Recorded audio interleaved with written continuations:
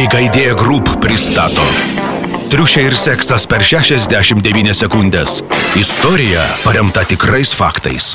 Lietuvoje gyvena eiliniai triušiai ir triušiai prosumeriai.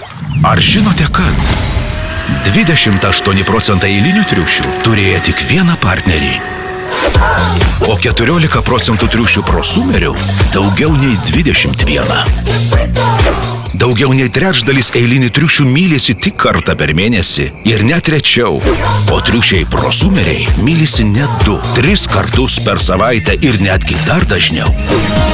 Sekso žaisliukus naudoja 14% eilinių triušių ir net dvigubai daugiau triušių prosumerių. Daugiau intriguojančių tyrimo faktų apie Lietuvos triušius, kurie iš tikrųjų yra ne triušiai, o žmonės, ir jų seksualinius įpročius rasite www.bigideagroup.lt.